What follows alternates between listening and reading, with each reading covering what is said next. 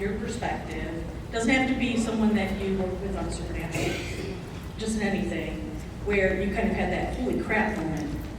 This is somebody I watched in some movie when I was 10, 12, or on a TV show, and you just kind of like having that, holy cow, I'm working with this person now.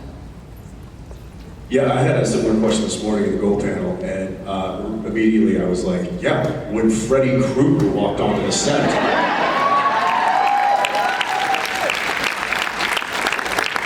I immediately was like, you were responsible for many of my sleepless nights as a child. Those movies, they did their job well. The Jesus out of me. So yeah, anyway, getting to work with Robert, that was really, really cool, and he was so gracious, so fun, and so cool. It's always a treat when you get to meet somebody or people like that who have such an awesome career, and who you grew up, watching. But yeah, that's one of mine. What's that? I'm one of those people.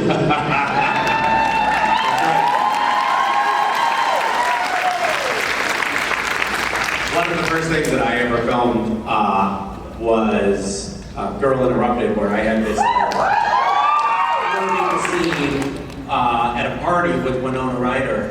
Wasn't a big part in this movie, but it was like a substantial scene of dialogue, and it was with Winona Ryder sitting on the couch. And even when I was auditioning for it, I was like, this is crazy, because it was Winona Ryder. Like, it felt like a really big deal. And I was also very green at that point. Like, I was just starting out. I didn't know, like, someone was like, hey, make sure you hit your mark. And I was like, who's Mark? No idea what was going on set. Literally, I remember like, we were in the scene I was in the scene with Winona Ryder, and the lighting guy came over and was like, hey Misha, you're in her key light. And I looked around like, I don't see any lights that are shaped like keys. Like, I knew nothing about what was going on. In fact, so there are people that go to school and train and learn all of this stuff, never get hired because of people like you. I got on set, and they give you like a costume to put on. Everything was new to me. They give me a costume. I was like, oh, cool. And it was a set 1970s period thing, and I had this like leather vest that had all these straps on it. And I was like, I don't know how to do this. And so I went into that hair and makeup trailer, and I was like, to one of the girls in the trailer, I was like, I'm sorry, can you help me? I'm all tangled up. I put knots in the wrong place, and so then she had to like untie everything, and then rethread it through the holes, or retie it. And later I found out that was Angelina Jolie. I was so oblivious.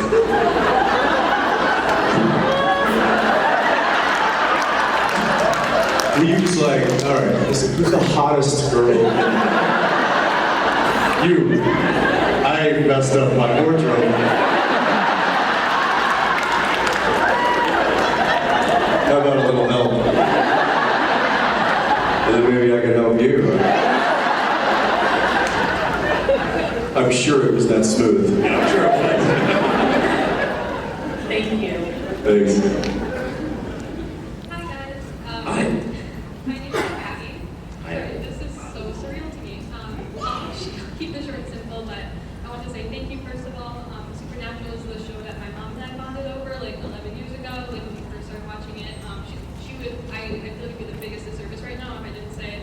She's in the audience, and I wanted, my mom and I in that 11 years always had beef about which brother was better. She's a big Dean lover, so I just wanted to put that out there. Like, she would tell me if I didn't. Which means that he's not.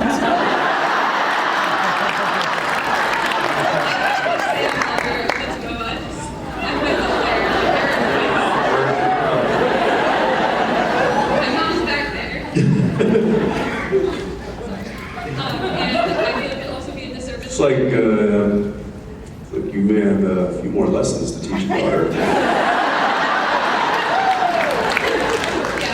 And I would be a service to my friends, make it to today. today's con. She's a big fan of Castiel. Her name is Molly, so I wanted to put that out there. Your imaginary friend. I like what you did there, you know? Yeah. He's a sensitive one, so we need to make sure that your imaginary friend was in the cast man. But my question for you, so I really love your work in My Bloody Valentine. I love that you kind of role in House of Wax, and I know you guys had like that supernatural episode with like the House of Wax. I was wondering if like all three of you were to be in like a horror movie, like how do you think that plot would kind of like work out? How would you would like us to write a feature film for you right now? Got it. I'll take it. I got it. It's 3 Men and a Baby, but the baby is Chucky.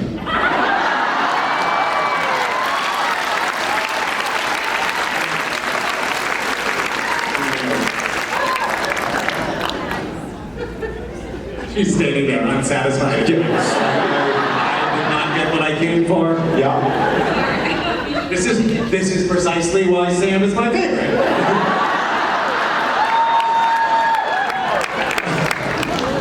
But yeah, thank you.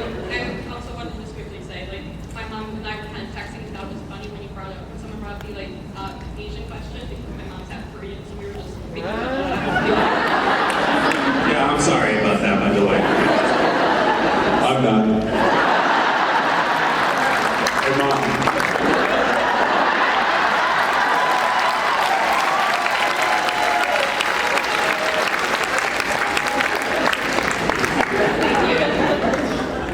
Thanks for that. Hi. Hi, it's a great job. It's a random question I throw out to people, but if you had the ability to compete in any sport in the Olympics, what would you do? Probably the luge. Just for the outfit? I've always thought, like, if you go for a sport that obviously there's very little competition in, you have a shot at winning. And the luge seems like it's just like basically how heavy you are, right? I mean, I feel like it's To all the Olympic athletes out there who train so hard, please forgive him. I mean, think about it. Who has a luge track to train on? Muskegon, Michigan!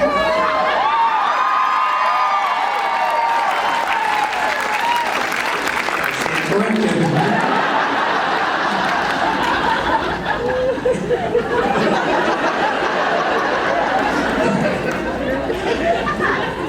Yeah, you're in Michigan. You can build a luge track in your backyard 5 months out of the year.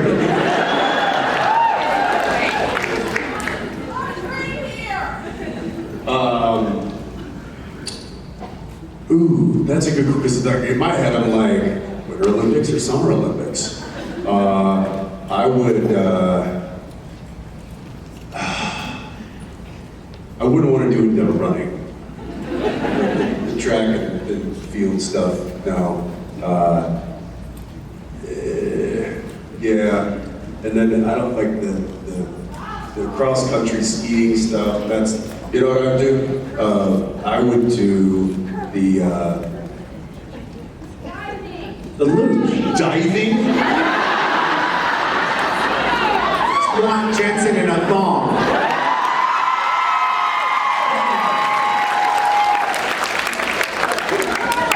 I love that it's all about outfits.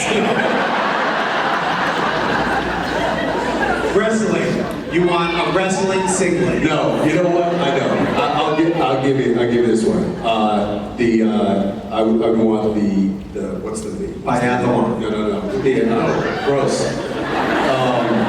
Isn't that skiing and shooting? It's well, yeah, that'd be cool. Some of the rifle sports would be fun. But no, the big, massive ski jump, The long jump. the one where the guys are just like flying. Come on, that was fun. And again, it's just how heavy you are, right? You know? Make sure you get some fast skis and maybe skip breakfast that morning. You go flying, baby. Yeah, that'd be fun. There you go. California? What? Okay, thank you. Thank you. Hello, my name is Lily. Hi. There is an island part of the state further up north where you can ride a bike or ride a horse carriage around to see views of the lake. I was wondering which one you prefer to do, biking or the horse carriage? Well, horse carriage or horse riding?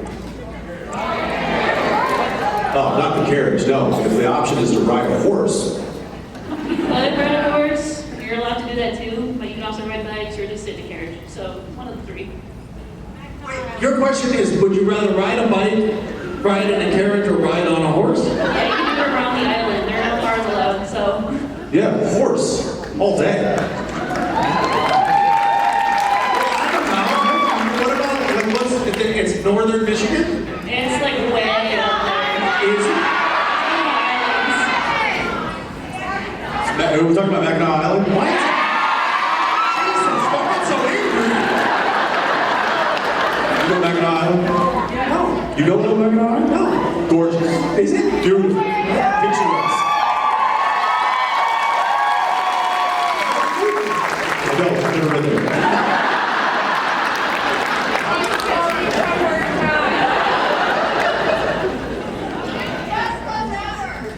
They have the best fudge. Anyone else? They have the best fudge ever. How do you know so much about Mackinac Island? Listen, You're like a wealth of information about Mackinac Island. pure Michigan.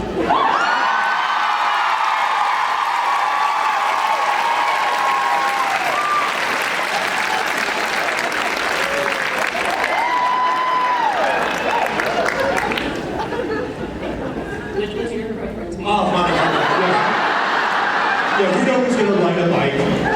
No, I'm not. And I'm not going to do bicycle tours Tricycle. around it gets very cold up there in the winter, and I would like one of your heated carriages. Thank you. Is it a sleigh in the winter? You didn't get that option. Is that an option?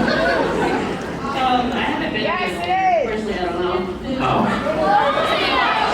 Oh, you're not allowed to be up there in the winter. Snowmobile?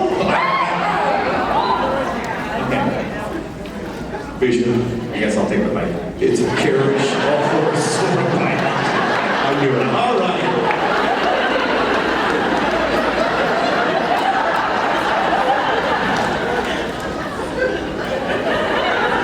You're not allowed to come to any of my guided tours in Mackinac Island. All right. Hello, my name is AJ. I'm here with my dad. This is my second convention. Welcome back. Yeah, we went to New Jersey last year. My question for you is, so in season 12, episode 19, The Future, Dean hands, or technically Cass hands a mixtape back to Dean, and Dean says it's a gift, and it is titled Dean's Top 13 Zep Tracks. What is on that mixtape? Dean's favorite 13 Zep songs.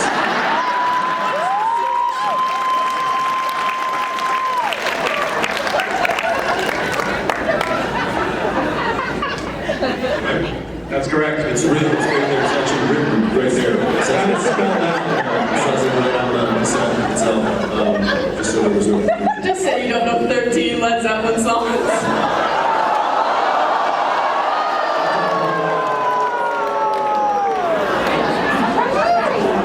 I'm so We got Stairway to Heaven, obviously, would be the first one. Okay, you want to name 13? It's like a whole lot of love, Stairway, you just said.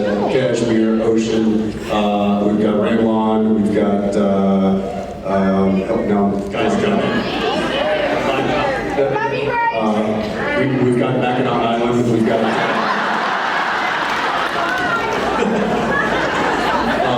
Days Confused, we've got, Novi Dreaming. Immigrant Song, we We've got Rock and roll. no, What is it? What should never be obvious? Renegade Sticks.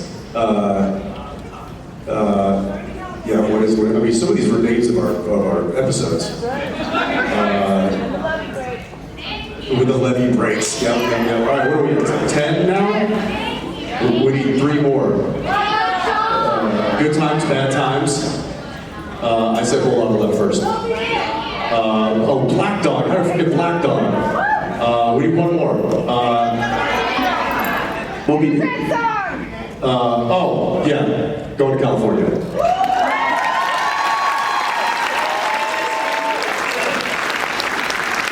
Hey, listen, my son's name is Zeppelin, so. And also, I have a pinball machine in my basement that is a Led Zeppelin pinball machine.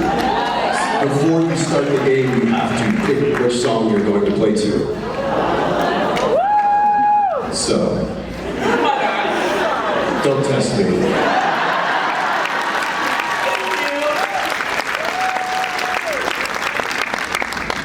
Hi guys, my name's Crystal. Hi, Crystal. Absolutely love you. I'm hoping my anxiety is going to prevent me not allow me to get these out without crying. Well, then I won't ask you to name 13 Led Zeppelin songs. I'm sweating now. This is another music question, but I'm wondering if you each have a song that, no matter how many times you hear it, still manages to give you goosebumps. Because, like, for example, Restless Man is one that no matter how many times I hear it, goosebumps. So I want to know what you guys think. For me, it would probably be, why are there so many songs about rainbows? Rainbow Connection.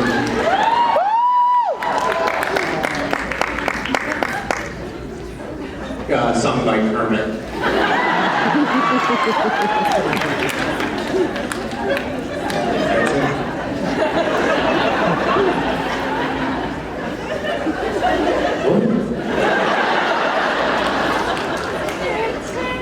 I think I can only think of one song about a rainbow.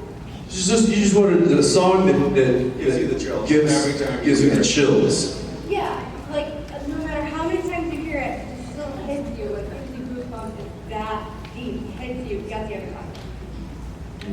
No song. I don't know, goosebumps from listening. No, that's not true. What's one that gets? There's a song. So I grew up. My dad listened to a lot of big bands, Sinatra, Tony Bennett, that kind of stuff. And there was always one song that just kind of stood out among all the rest. And it was One More for My Baby and One More for the Road. And the way that production is done, you just close your eyes, you feel like you're in an empty bar at the end of the night. There's somebody in the back of the pub on an old piano playing, and singing to himself. And it just, I don't know, something about that's just very cinematic. And it also kind of brings me back to my childhood and listening to it with my dad and stuff. So there's probably songs like that come to mind. That's just the first one that came to mind. Thank you. Hi, my name's Chantal. I've been watching the show since the pilot aired, and I've loved it ever since. Me too. I won Misha's too, and I just can't even believe I'm standing here. I'm a pastry chef, and I was wondering what's your guys' favorite dessert? Is it really pie, Jensen? Come on. I do like pie. Maybe not as much as Dean does. Favorite dessert? Strudel.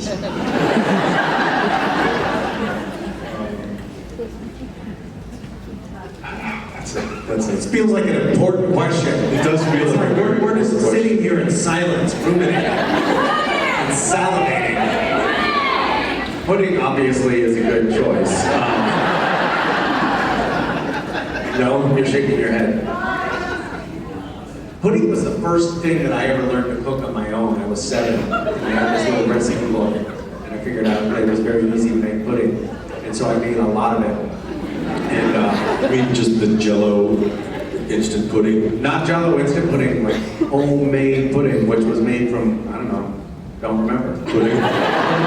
All the ingredients of pudding. I would put it in, and I made pudding, and then I gained a lot of weight. I love, you know what I made? I made Queen of Mom. You're a baker, a pastry baker. How the fuck do you people do it? It took me 8 hours to make 2 little pastries. It was exhausting. That's why you do a bunch of pastries at once, so you have something to do in Yeah, that would have been smart. Yeah. What was the word you said? Queen of Mom. I'm sorry? Can you say it? Was that right? What I said? What? I said Queen of Mom. You got me on that one, I don't know. It's like this. It's kind of like a croissant, but it has like sugar in it. Don't. Must you?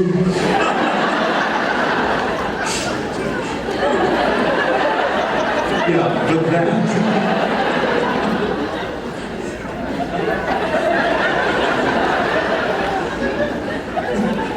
What was that stupid thing that they were doing on set, like for it was like season 5 or something? Somebody I was fighting off 2 demons at once. It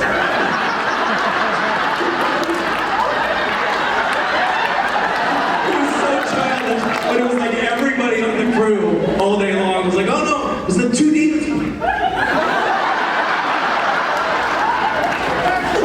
What, Jensen? I'm asking a question about all the old days on set, and you're refusing me to. What was it? I don't remember.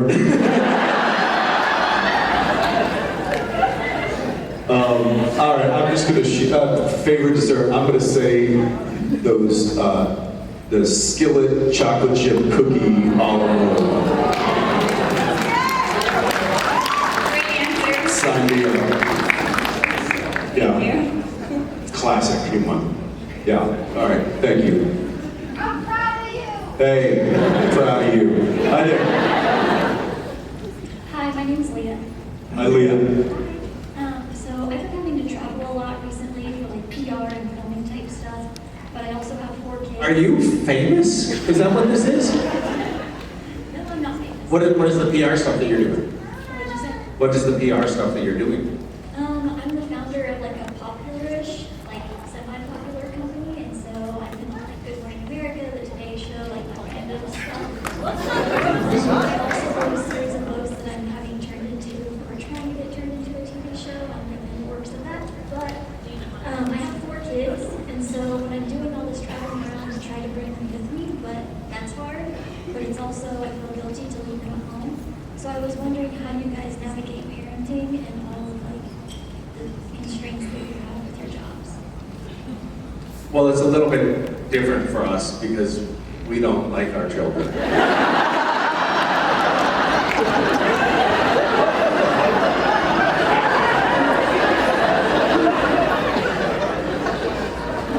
sure that's not true. For me personally, I don't know how what age your children are. Mine are still pretty young. You have a 2-year-old? Well, I have 2 of mine are sitting in front of you in the front row, and then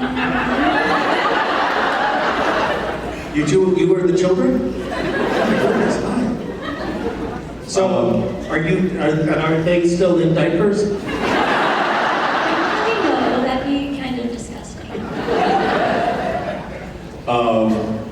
So for me, I'm very blessed with an incredible partner and wife, and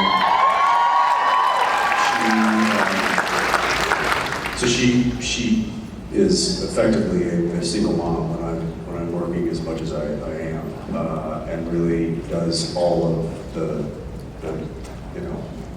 all of it. Like all the school stuff and the administrative stuff and all the their camps in the summer and making sure their homework's done, and also sometimes it's I I have to remind myself that I can't just go in and be fun dad is home. I got to really step in and try to help her out in all the areas that she needs help. But if you ask her, she doesn't.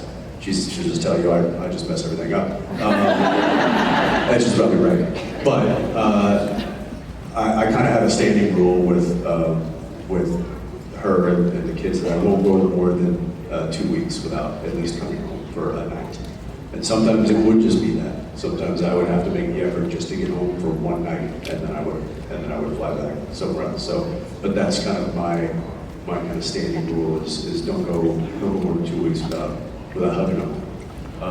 And then as far as being away, just trying to contact them as much as you can, get some FaceTime before you go to bed.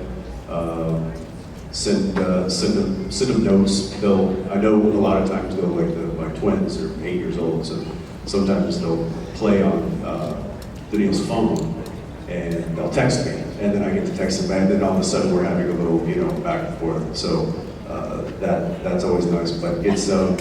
It is tough, and it's not easy to be away, especially when they're at a formidable age like that, because you don't want to miss it either. But at the same time, you know that this is what you have to do, and this is your job, and this is my work, and I've got it. It's going to take me away. And it's also just been our normal for forever. They don't know it any different than me being home for chunks at a time and then being gone for chunks at a time. So we just try to normalize that as much as possible, and try to soak up as much of that time when we are together and just make it really meaningful. And that's, I wish there was a better trick to it, but I don't think there is. I think there's just reminding yourself when you're away that you have a home, and that home is not where you are, that home is where they are.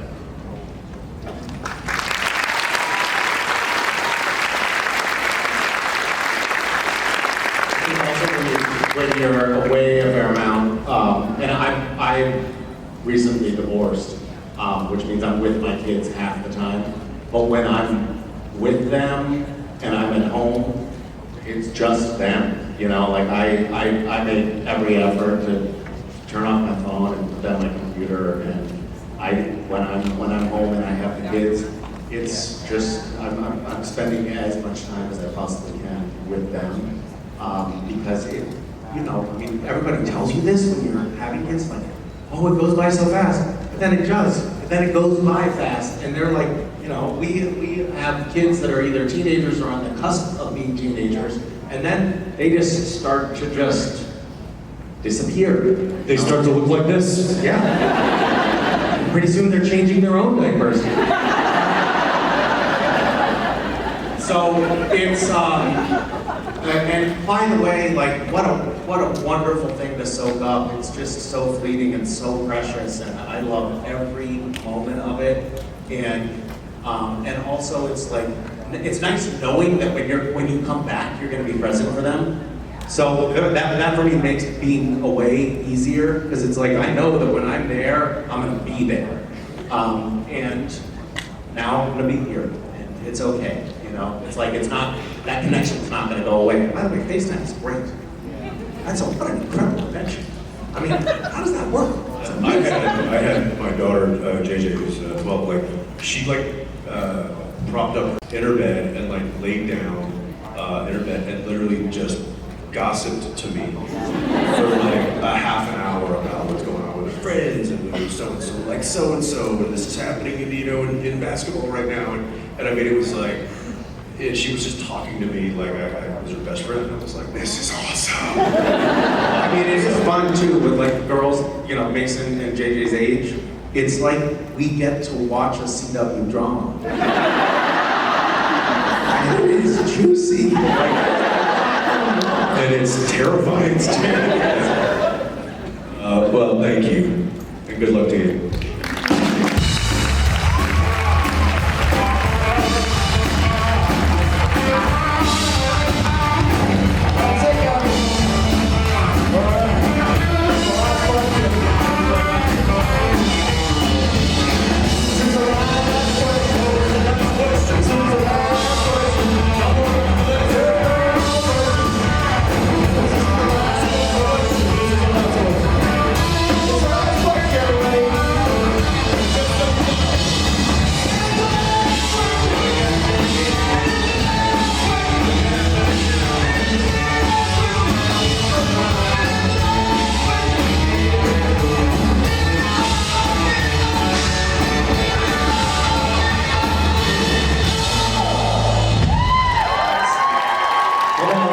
have a seat.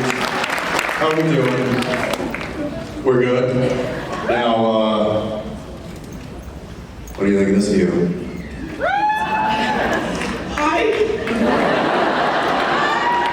So this is what we get to look at. Pretty cool. It's a fantastic view. A lot of beautiful people up there. That's right. Tons of beautiful people. What is your name? Jennifer. Hi, Jennifer. What is your question? Okay, so in the French Connection, when Sébastien Roche's character Balthazar throws you to the parallel world, into this world, how easy was it for everybody to, I guess, critique yourselves and make fun of yourselves as, you know, like, I wear makeup, you're geeking out with your Twitter. How That was such a stretch. I was going to say that was one of the easiest shows we ever had to do. It was actually a nice, you know. Look, we poke fun at ourselves all the time. We poke fun at each other. That was a really fun episode to do because of that. Because we got to kind of poke at the industry a little bit and make fun of what we do in kind of a heightened sense. No, I think that was, I remember we had the conversation with the writers about that show. They pitched us, they called us and they're like, hey, listen, would you play you? And I was like, what? They were like, well, we want to like alternate universe, but we want it to be you, Jensen. I was like, wait, I turn it, they're like, no, you're Dean, but you're going to be, people are going to think that you're, and I was like, listen, as long as I'm playing Dean, you can throw me into whatever universe you want. And you can call me whatever you want. So as long as that is still the center. Like They made us sign special releases. Do you remember that? Like we had to sign special contracts being like, it's okay for you to represent me as Jensen Ackles or me as Misha Collins. That's right. And we're not going to sue you. That's right. For misrepresentation of So I called the writers, I called Ben Edlund when the script came out and I was like, hey, I have an idea. Like, I'd love it if you could make the Misha character like the quintessential, this is what I said. I was like, the quintessential Hollywood actor douchebag. And they were like, yeah, it's right there in the script.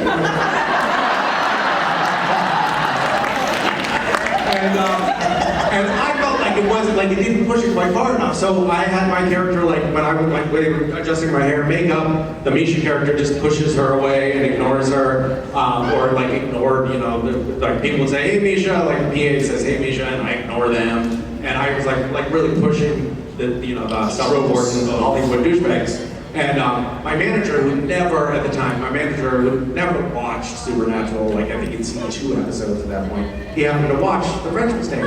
And he called me and he was like, hey Misha, I just watched that episode, that great episode of The French Mistake. It was so awesome seeing you just play yourself.